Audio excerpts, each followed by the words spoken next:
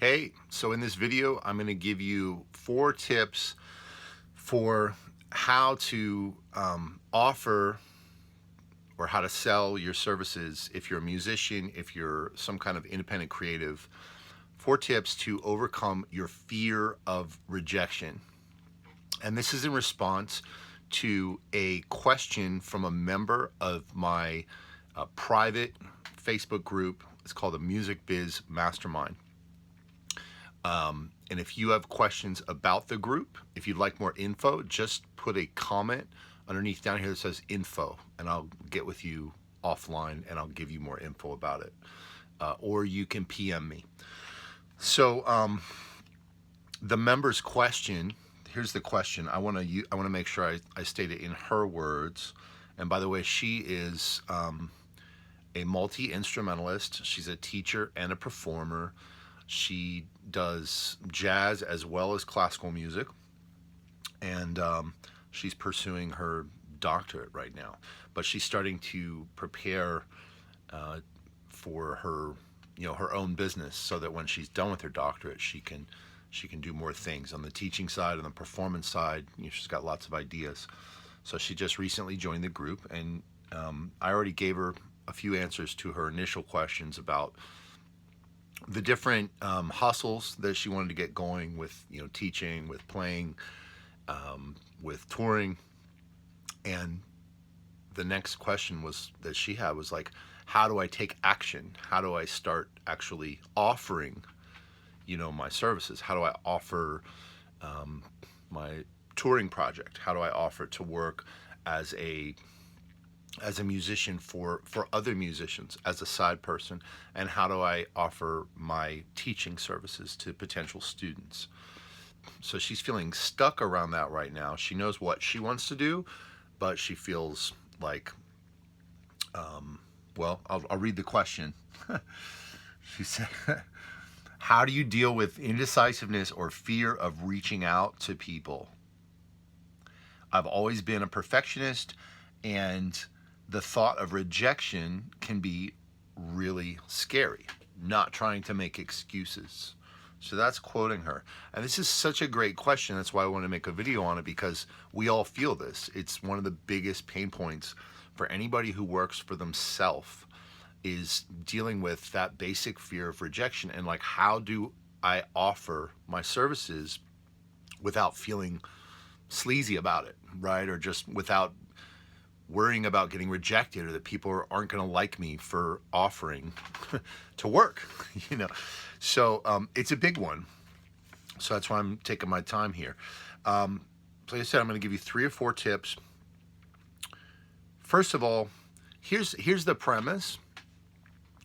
The premise is that if you think that just because you're a good musician or you're good at your craft, that things are just going to come your way, then this isn't for you, because then you just believe you just have to be good at what you do, and then people are going to hire you. I don't necessarily accept that premise, and I'll tell you why. Let's take the restaurant business as an analogy. So there's a lot of people who are really good cooks. They're great at cooking food. They start a restaurant, and then 8 out of 10 restaurants supposedly fail. 8 out of 10. So why do 8 out of 10 restaurants fail? It's not because people aren't good at their craft, at cooking. It's because they don't know how to run the business of doing their craft. So the business of running a restaurant is separate than being a good cooker. Because you've got to do marketing, you've got to do sales, you've got to do customer service, and you've got to run the business operation. All those things, it's like running the business. So the same thing applies. What I believe is that the same thing applies to the craft of being a musician. Like, there's a lot of musicians who are good enough musicians, good enough teachers, good enough producers, composers, but people who succeed most of the time also give attention to how to run the business, how to generate clients, and how to organize their business, and how to be service-minded to clients. Because if you're good at something, just because you're good at something doesn't mean people are going to hire you. People are going to hire you because they know, like, and trust you. So anyway, not too don't want to spend too much time on that, but if you believe in that idea, and likewise if you believe that, like, if you want to succeed, you can improve your odds by focusing on being better at skills that aren't your craft, like, so selling, marketing, customer service, organization, these kinds of things, right? Just like the business. So I believe that the best way for me to improve my odds of making more money, of having more clients call me back, is to focus on these other things, these other business things. Of course, I'm always going to focus on my craft. I want to be a good musician, but I want to be better at these other aspects, learning how to attract clients, and then how to keep clients, how to make them happy, how to make them feel comfortable when they work with me, so that they want to call me as opposed to 10 other people that they could call. Because those 10 other people that they could call, they may not be better at their craft than I am, but I want to make sure that I'm the most helpful, I'm the most trustworthy, I'm the most reliable, and I'm also front of mind, so that these, my clients are going to want to call me back. So there's a lot goes into that. Now, assuming that you're on the page with this premise, that you buy into this idea that, like, the business side is important, like putting time and energy into it is going to improve your odds of getting more clients, of making more money, of having more time so you can focus on doing your music, and or that you even want to be able to do that in alignment with your values, right? Assuming that's true, then there's one big thing to me that is the answer. Is like the single most important thing for how you can improve your business, that I always go back to. And that is this: the single most important thing to attract more clients, make more money, and succeed in the business working for yourself as a creative is to be able to offer your services consistently and appropriately to the right people over time. And that's just a fancy way of saying your ability to sell, your ability to offer your services. So I'll just say it one more time. It's the ability and the willingness to offer your services to the right people consistently and appropriately over time.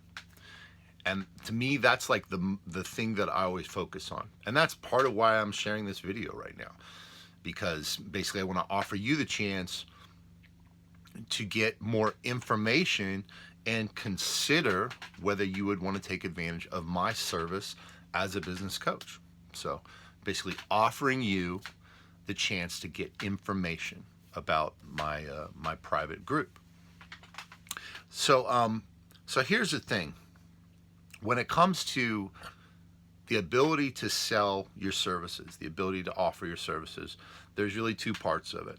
There's the process side, which is like, how do you do it? Do you do it in a video? Do you do it with an email? Do you do it face to face? Like, how do you find the right people? What does it mean to be consistent in making that offer? What does it mean to be appropriate in making that offer? Like the process. So there's sales process. That's part of it. And then there's like overcoming the fear of offering. And that's what this question is about from the member of my group. It's really about the psychology of sales. That's how I think of it. And again, her question is, how do you overcome the fear of rejection? How do you make the offer and overcome that fear about doing it? So that's what I'm going to answer, and I've got 4 ideas. The first one is you want to externalize the situation. The way you externalize the situation is you observe how you feel when other people offer you something. So you take it out of your own head, so you're not thinking about how, your fear of making an offer to someone else. And you observe what you feel like on the other end when people make you an offer. So you can observe that like every day people are offering you things, people are selling things to you probably like, I don't know, 100 times a day. You know, if you go into a restaurant, if you go to a coffee shop, if you go to a gas station, people, would you like fries with that? You know, if you listen to the radio or you watch TV, you see a commercial, people encourage you to check this out or check that out. If you're on Facebook, you see ads sometimes. You have people send you emails requesting your attention, requesting you to fill out a survey, requesting you to consider something. You want to just like externalize and look at how do you feel when people make offers to you. And when people make offers to you, if it doesn't make you feel bad, or if it makes you feel good, or you feel fine about it, then notice that and then sort of, you know, import that, you know, like copy what they did in a way. Look at how they offered it to you and think about how you could use the structure of what they did in your own offer. Okay? So basically externalize it and bring that back to yourself. That's going to give you some distance and be able to see that like when you're offering something to someone else, you'll have some perspective to realize like they're not going to be mad at you. I mean, or at least if you didn't feel mad when someone made that offer to you, why should your prospect or this person you're offering to, why should they feel mad? You know, it just gives you a little distance on it. Okay, so here's the second tip. This is about, I kind of call it, I have this term called just vision. Not that it's my term, I mean, I've heard that from other people. But it's the idea of having a reason why whatever you want is important to you. Like, so for me, like part of my vision or part of why I want to make money as a musician is because I want to support my family. I want to support like my kids' education. So that's like important to me. That's like the reason why I work hard. It's because I want to support my family. It's one reason, right? There's other reasons. So what I do is I focus on that clear why. Like, why am I doing this? Like, why am I making this video right now? Because I want to be able to help support my kids' education. Then when I focus on how that's an important and like, it's a good thing, right? Like I want to, you know, I want to support my family. That's a good thing. It's important to me. When I focus on that, then it allows me to feel, to kind of get over myself. Yeah, to like get over my fear of rejection, because basically what I think is, this thing is so important to me that it's worth it for me to feel uncomfortable a little bit. So like, am I uncomfortable making this video? Am I uncomfortable saying like, hey, you know, leave a comment or let me know if you'd like more information about my business coaching services? Like, that's uncomfortable for me, just like it's uncomfortable for anybody else. But I have this reason why I'm doing it that makes it worth being a little bit uncomfortable. So that's tip number 2, like focus on why is it important to you to achieve whatever you want to achieve in your career. And you can make a long list. There's probably lots of reasons. Okay, number 3, think about how you frame what you're offering. And the easiest way to explain this is my dad, what he told me. My dad was a huge mentor to me in terms of business and sales. And I remember he wanted to introduce me to like a really important person one time, or he wanted me to meet this really important person. And I said, what am I going to say to this really important person? Like, you know, I can meet this person, but what am I going to ask them? What am I going to offer them? What am I going to say? So my dad said, you can always basically offer 3 things or ask for 3 things. One thing you can ask for is you can ask for, well, I'll start the other way. You can ask for whatever it is that you want, if you know what that is. Like if you want for somebody to hire you, then you can offer to work for them. You can offer to audition for them. You can say, hey, would you hire me? Would you hire me to play for your band? Would you hire me to play at your venue? You know, would you hire me to be a teacher for, you know, would you take lessons with me? Whatever it is, like ask for the thing that you want. Or number 2 is to ask for a referral. And that's basically to say, do you know anybody that you'd be willing to introduce me to? Or do you know anybody who needs the services that I offer? Would you be willing to give me their contact information? Would you be able to make an introduction? And the third thing is to ask for advice. So my dad used to say, if you don't know what to ask, or if you don't know what to offer, you can always just ask somebody for their advice. And by the way, I would say that if you are going to ask for advice, or if you're going to ask for anything for anybody, always be respectful of their time. Try to make it very easy for them. Make it easy, because that shows that you respect them. Like, you don't, if people ask me for advice and they expect me to take an hour on the phone with them, that feels like they don't really respect my time or the value of my time. So I don't really appreciate that. But if they make it really easy for me by saying, I have this one question I have, and would you be willing to take 5 seconds and just give me, tell me what you think about this? That's a lot more respectful. Or if people are like, would you give me your feedback on this video? Well, then I hope that they're going to give me like the link. They're going to make it really easy for me to listen to the video, and maybe even cue it up to the exact moment that they want to hear about, rather than like someone sending me a message and being like, hey, will you tell me what you think about my recordings? You can go to my website and you can find them on some page.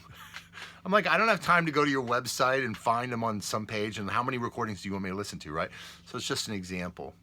Just being respectful of people's time. So that's number 3 is think about the offer that you're making. Are you asking for the gig? Are you asking for referral? Or are you asking for advice? Another thing is to consider like asking for consideration, which again is kind of like how I'm framing my offer in this video, which is like, would you like information about how I could be of service to you through my private group? My private membership group, Music Biz Mastermind. If you'd like info, just leave me a 1-word comment, info, in the comments, or send me a PM, and I will send you info about it so that you just know more about it. See, so I'm not asking you necessarily to like sign up for this thing. I'm not asking you for like a referral. I'm not even asking you for advice. I'm just saying I'm offering to give you more info about it.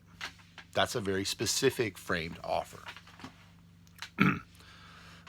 Okay, and then the fourth thing I would say about the fear of rejection in making offers and in sales psychology is that remember that, any kind of sales transaction, if you want to think about it, or sales conversation, it's actually a two-way transaction. It's a two-way interaction. So there's value that goes both ways. So if you ask somebody for help, and I'm not saying that you always have to ask somebody for help. You don't have to frame it as a ask for help. If you're offering to be of service to someone, that's different than asking for help. So first of all, I should back up and say, think about how you can frame your offer in a way that is offering to be of service instead of asking for a handout. It's very different. Like I'm offering, if you want help growing your career, I would like the opportunity to be of service to you. I'd like the opportunity to give you more information so you can decide for yourself, right? That's different than saying, hey, will you sign up? Hey, will you give me your money? Will you trust me? It's like there's a two-way thing here. It's like I'm offering to provide value, and so I'm asking if you would like to consider that. So think about coming from a place of service and offering to be of service, but also recognize that even if you are asking for help, it's still a two-way transaction. Because, for example, if you say, hey, I wonder if you'd be willing to do me a favor. Is there anybody that you know that is looking to hire a violinist right now? And would you be willing to suggest anybody that I could reach out to? People that you know that might be a good fit for me to reach out to. Okay, so you're asking for a favor, right? That's definitely an ask. But just bear in mind that if that person helps you, they also get something from that. Like they get the sense of being, even if they don't, just by you asking them, they get the sense of being needed, of being important, of being powerful. And that's actually like a gift. It's like something you're giving them. It really is. And now, if that person's super, super busy and people are constantly pestering them, then yeah, they may not, they may not need that. But at the same time, it does, when you ask people for help, you are giving them something. You're making them feel important, needed. You're kind of validating their sense of power. And there's a classic example of this that I read about. And the example was sort of citing like the difference between, a classic difference between men and women, which is why men are uncomfortable asking for directions. And not to get too sideways on this, but men are uncomfortable asking for help because when they ask for help, they feel that it's putting them one down. They're putting someone else in this position of power above them. Whereas women sort of operate from a different vantage point on the world, according to this book, and so they don't have that same problem. So this classic issue where men can't ask for help is because, you know, when you ask for help, you're putting someone one up. You're giving them power. So again, when you're asking for help, you are giving them power. So it is a two-way transaction. So if you start to see that sales psychology is a two-way thing. It's not a totally selfish thing. And for that matter, you can frame your offer. You can say, look, I'd be really grateful for your help. Would you be willing to give me, you know, a really quick piece of advice about this? Or would you be willing to give me a referral?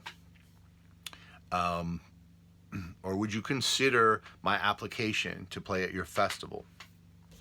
You know, even just by saying I'd be grateful, making it easy for them, being respectful, taking time in the way that you present the offer to people can minimize this sense that you're just a taker, you know, that you're asking for something for nothing. You're not, you know. You might be asking for help, but that's okay. So anyway, that's my 4 tips on sales psychology, how to overcome this, you know, this fear of rejection. And again, why I think that it's probably the most critical thing for how to grow your business, how to get more clients, how to get more gigs, how to make more money if you work for yourself and if you're a musician or really any kind of independent creative. And again, my group, the Music Biz Mastermind, it is a private group where the members ask me questions and I answer those questions. So I've been working for the last 5 years consulting and doing private coaching and group coaching for professional musicians at various stages in their career, lots of different types of musicians and creatives. I've even helped like swim coaches, believe it or not, and photographers, you know, sound engineers, lots of different types of creative people who work for themselves and are trying to get a handle on the business side. Because a lot of us, we spent all of our training learning our craft. We'd never learned how to do the business side, you know, especially to have like a really clear strategic way. So I try to help people basically like, what can you do if you're going to spend 1 hour per day on your business to try to make more money? Like, how can you spend that hour of the day in the most productive possible way and get the highest results? Like I said, if you'd like info about it, just comment underneath here and just say info, or send me a PM and ask for info and I'll send you info. Cool, thanks.